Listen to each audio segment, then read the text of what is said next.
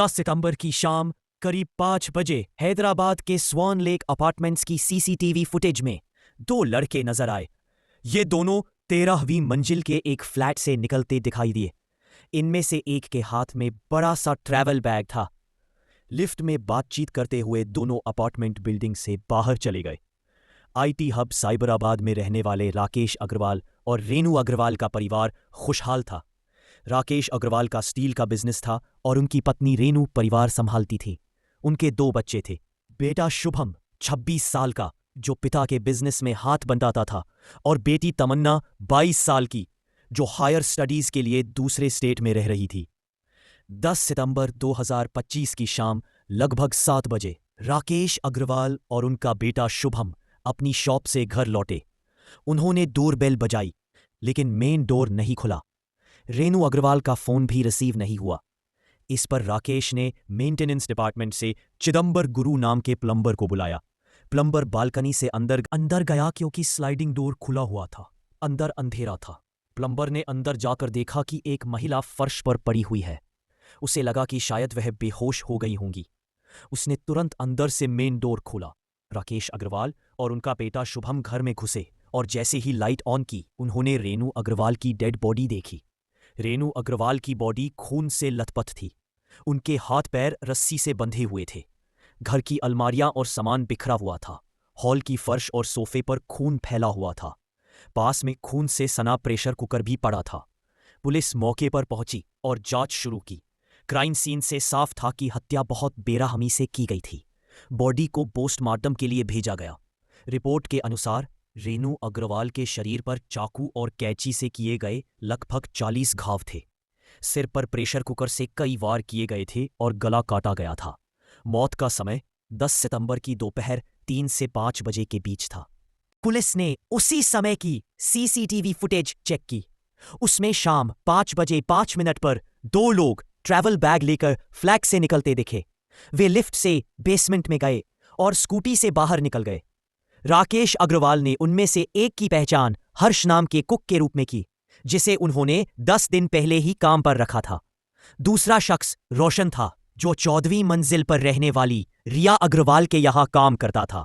दोनों एक एजेंसी से जुड़े थे जो झारखंड, बिहार और बंगाल से सर्वेंट्स और कुक्स उपलब्ध कराती थी। घर से कुछ गहने और कैश भी गायब था। पुलिस ने सीसीटीवी कैमरों और हाईवे फुटेज चेक करना शुरू किया और स्कूटी का नंबर भी थानों में सर्कुलेट किया। एजेंसी से जानकारी मिली कि दोनों झारखंड की राजधानी रांची के रहने वाले हैं। पुलिस की 5 टीमें बनाई गईं। 3 टीमें बस, रेलवे और टैक्सी स्टैंड पर तैनात की गईं और 2 टीमें रांची भेजी गईं। स्कूटी माधपुर में मिली। पुलिस ने संदिग्धों की फोटो और वीडियो सोशल मीडिया पर जारी किए। एक कैब कंपनी के मालिक ने जानकारी दी कि उसके ड्राइवर ने दोनों को 10 सितंबर की रात सिकंदराबाद से रांची तक छोड़ा था और 15,000 एडवांस लिए थे। पेमेंट यूपीआई से की गई थी। पुलिस ने लोकेशन ट्रेस करके 12 सितंबर 2025 को दोनों आरोपियों हर्ष और रोशन को रांची में रोशन के कजिन राजू वर्मा के घर से गिरफ्तार किया। राजू वर्मा को भी शेल्टर देने के आरोप में हिरासत में लिया गया।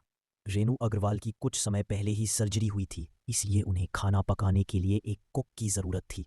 उन्होंने 4थी मंजिल पर रहने वाली रिया अग्रवाल से इस बारे में बात की, क्योंकि रिया के घर में पिछले 11 महीनों से रोशन सिंह नाम का हाउस हेल्प काम कर रहा था। उसके काम से वह खुश थी और उस पर विश्वास भी करती थी। इसी कारण रेनू जी ने रिया से ऐसे ही किसी कुक को अरेंज करने के लिए कहा। वहीं से हर्ष की एंट्री हुई, जो उसी एजेंसी से जुड़ा था जहां से रोशन को हायर किया गया था। चूंकि रोशन और हर्ष दोनों रांची के रहने वाले थे और एक दूसरे को जानते थे, इसलिए 31 अगस्त 2025 को हर्ष को रेनू जी ने कुक के रूप में रख लिया। हर्ष सुबह शाम दोनों समय घर पर खाना बनाने आने लगा। इसी दौरान उसने घर में रखे महंगे सामान और लॉकर को देखा। इसके बाद उसने 8 सितंबर को रोशन को इस बारे में बताया और चोरी की योजना बनाई।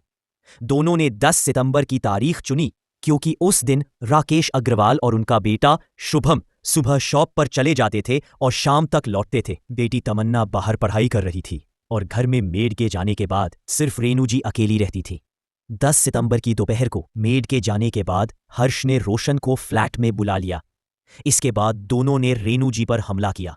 सबसे पहले उन्हें बेहोश किया गया और फिर रस्सी से बांधा गया। घर की तलाशी लेकर दोनों ने कीमती सामान बैग में भरना शुरू किया। जब उन्हें डिजिटल लॉकर दिखा तो उन्होंने रेनू जी से पासकोड मांगा। पासकोड न बताने पर दोनों ने उन पर चाकू और कैंची से हमला किया। रेनू जी लगातार छोड़ देने की गुहार लगाती रहीं, लेकिन दोनों ने हमला जारी रखा। रेनू अग्रवाल की हत्या करने के बाद हर्ष और रोशन ने उनके शरीर से गहने उतार लिए। दोनों ने फ्लैट में ही नहाकर खून के निशान साफ किए, नए कपड़े पहने और चोरी का सामान बैग में रखकर बाहर निकल गए। उन्होंने अपनी स्कूटी माधापुर में छोड़ी थी ताकि भागते समय पुलिस को कंफ्यूजन हो।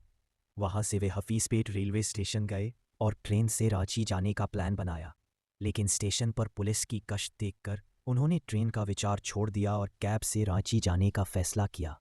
इसके लिए 15,000 रुपये एडवांस चाहिए थे, जो उनके पास नहीं थे। रोशन ने अपने कजिन राजू से मदद मांगी और राजू ने अपनी गर्लफ्रेंड के अकाउंट से पैसे ट्रांसफ़र किए। पुलिस ने बाद में तीनों को रांची से गिरफ्तार किया। इनके पास से 6 तोला सोना, गोल्ड ज्वेलरी, महंगी घड़ियां और नकली गहने बरामद हुए। क्राइम सीन पर मिले हथियारों से इनके फिंगरप्रिंट्स मैच हुए और सीसीटीवी फुटेज से भी इनकी पहचान पक्की हो गई। जांच में सामने आया कि हर्ष ड्रग एडिक्ट था और पहले रिहैब सेंटर में भर्ती रह चुका था। वहीं रोशन के खिलाफ पहले से चोरी और हत्या के प्रयास के केस दर्ज थे। यह मामला हाउस हेल्प हायर करने वाली एजेंसियों की लापरवाही को उजागर करता है, क्योंकि बिना बैकग्राउंड चेक किए उन्होंने ऐसे लोगों को काम पर भेजा। यह केस दिखाता है कि एजेंसी से हायरिंग करने भर से सुरक्षा की गारंटी नहीं मिलती। परिवारों को खुद भी वेरिफिकेशन करना चाहिए, कीमती सामान एक्सपोज नहीं करना चाहिए और घर में सिक्योरिटी सिस्टम लगाना चाहिए। यह घटना सभी घरेलू कामगारों पर शक करने का कारण नहीं है, क्योंकि लाखों लोग ईमानदारी से काम करते हैं। लेकिन यह जरूरी है कि हम अंधा विश्वास न करें और सुरक्षा के साथ सतर्क भी रहें।